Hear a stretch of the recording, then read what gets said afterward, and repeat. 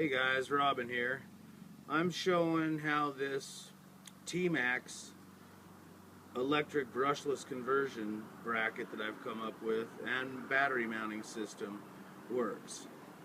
I'm going to go over the basics of it and then tell you about some of the different particulars that involve this conversion.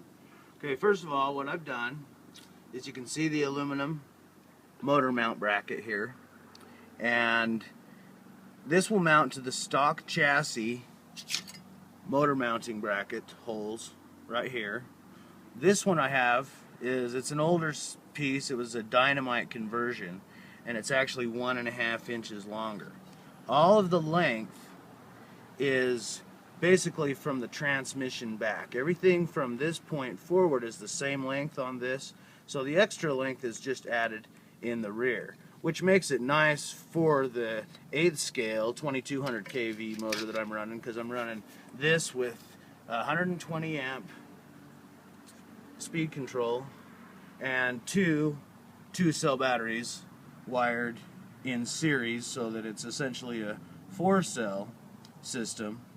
When you times the 4-cell system, 14 volts times the 2200, that brings us up almost to 30,000 RPMs, which is about what the Pico 28 nitro motor that I had in this was running.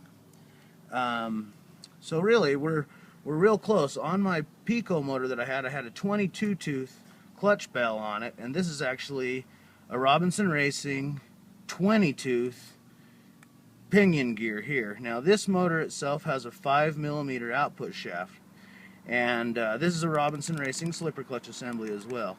Now with this, it's a nice, clean, real nice gear mesh, and you know, with a 5mm shaft, it's much larger than that we'd find on the, like say, a Traxxas Velenon system in a 4x4 Slash or something, which is generally the 2-cell motors.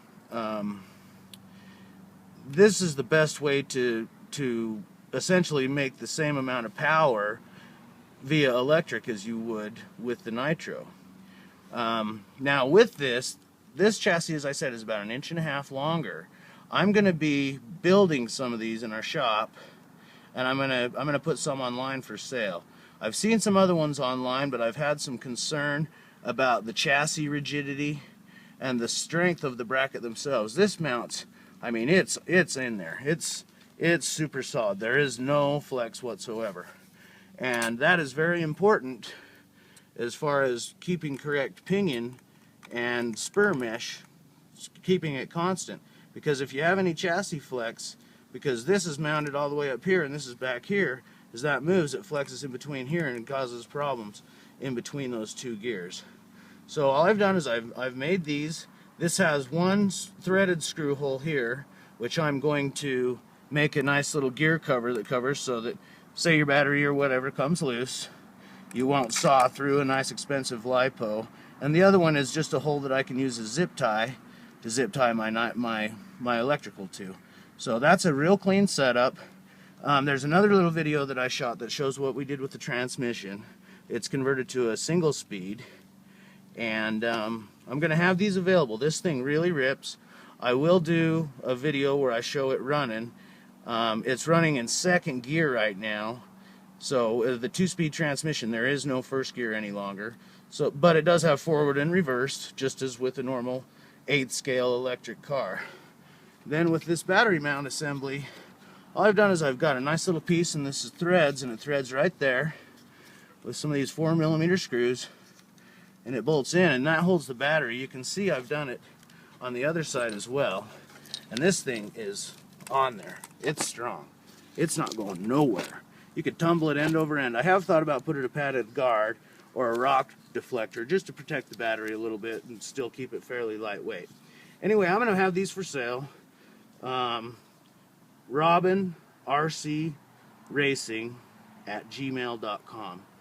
I'd be happy to answer any Gmail questions. If you want to email me, I'll try and return them. It's been a real successful conversion. I know there's a lot of people that have these older T-maxxes kicking around, and either their motor's gone bad, they're getting the nitro, or they maybe just have electrical stuff now with the brushless motors and the lipos were creating so much power that unless you're just real sentimental about the nitro, electric's the way to go.